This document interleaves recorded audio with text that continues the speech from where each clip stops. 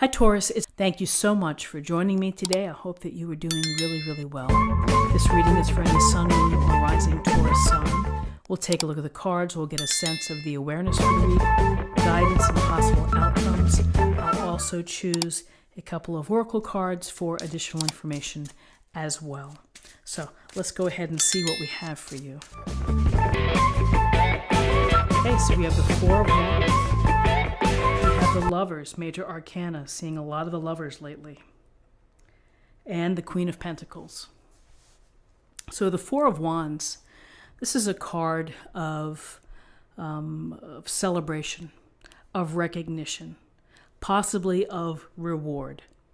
And what the Four of Wands brings to us, we see the couple here celebrating.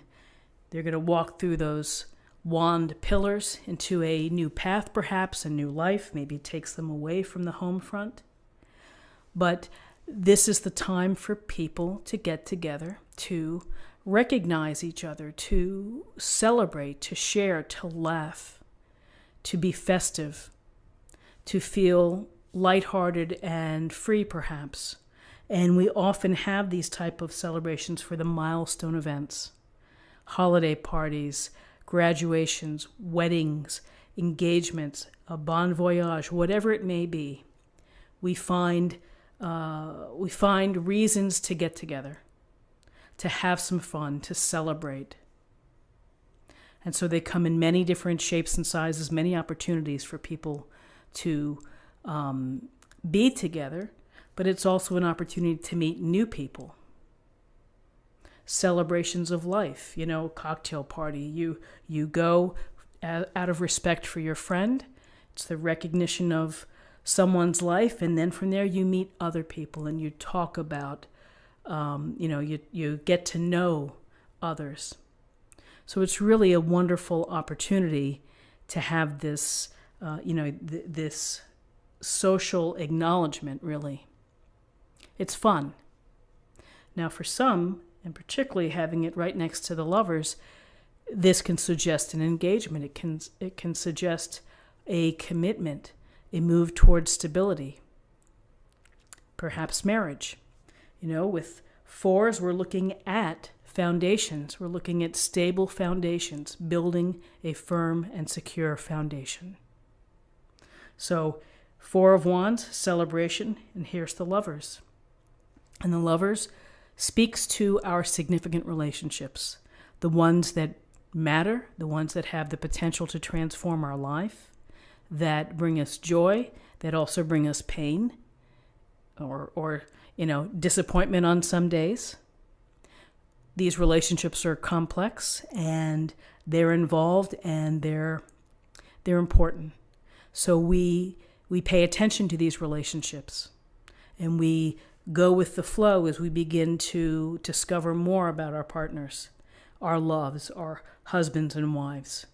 We continually are trying to build intimacy and that emotional connection, the bond, the desire for each other, the attraction, the spark, all of these things swept into these relationships. Now, sometimes the Lovers just end up being lovers, and maybe it doesn't go much further than that. Over time, you realize you're probably not the best match, or it wasn't, quote unquote, meant to be. But we learn this as we go through the process of loving and loving someone else. So here, with the Four of Wands, this is perhaps a good omen for some of you that you're going to have a solid and secure future with someone, that this is going to be love that's realized, that there could be longevity. So something to think about for some of you. And again, these readings are general readings, and not everyone may be in this position. Some people may be hoping to meet someone. Well, to the extent that you have a chance to mingle and mix, do that, because you never know what's on the other side of that door, or you never know who's on the other side of that door. When you get in a social event or a social group, connections, making connections, introductions. It's the power of people and of the friendliness, and again, being festive and being lighthearted in a social gathering. So here we have some nice cards, and then we have the strong, the stable, and the dependable Queen of Pentacles. You know she's there for you, and she's going to be mindful of how you're feeling. You don't have to ask. She's going to be invested enough. If you are a close friend or family member, she cares and will show that she cares. There's no doubt about it. And the Queen of Pentacles is resourceful. So she's going to make do with what she has, or she's going to find a great bargain, particularly in the holidays here. And she's going to turn whatever she finds into something beautiful, because she's handy and, again, invested in beauty, invested in the comfort and the security and the abundance around her. It could be the abundance of gardens. It could be the abundance of flowers. It could be the abundance of good food. All of these tactile things that hit our senses. Queen of Pentacles, this pentacle energy, earthy, grounded, stable, and pragmatic. May not be the most exciting energy ever, but it's very calming and it's very consistent. And sometimes that's what's needed.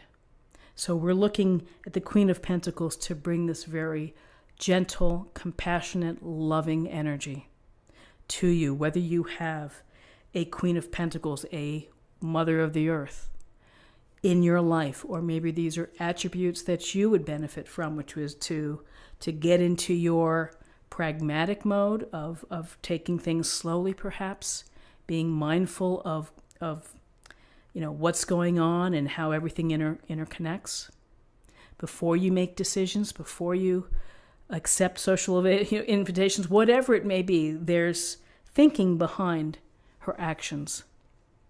And she's, again, capable of multitasking home, job, family, all from a generous heart. So here is this loving, beautiful energy, and maybe providing support and love to a couple that's making some new choices or decisions about their future together, and opportunities to celebrate and to have fun, and perhaps to recognize this couple. Again, for some it may resonate. For others it may be that social opportunities, a lot going on within a relationship, it's certainly key in on your relationship. Focus on your meaningful relationships. And for those that are single and not looking, you still have important relationships. Your family, your best friends, your business partners that need to be, taken care of as well. So interesting cards. Let's take a look at what we have in terms of numerology. We have 4 and 6 is 10, and 1 is 11. And 11 is a master number. It's the master number of service, of being altruistic, of generosity. So when you have the chance to be generous without expectation of anything back, you're giving from your heart. It's a wonderful place to operate from, of giving to someone else, of being aware of what someone needs and helping out. And it doesn't have to be writing a check. It can always be a phone call. It could be taking someone to the store who needs a ride or to a doctor's appointment. It's the reaching out, and again, it's the holding someone's hand to say, I'm here to help. I'm extending my hand to you. Powerful number, master number 11. And finally, let's choose a card for an affirmation for the day.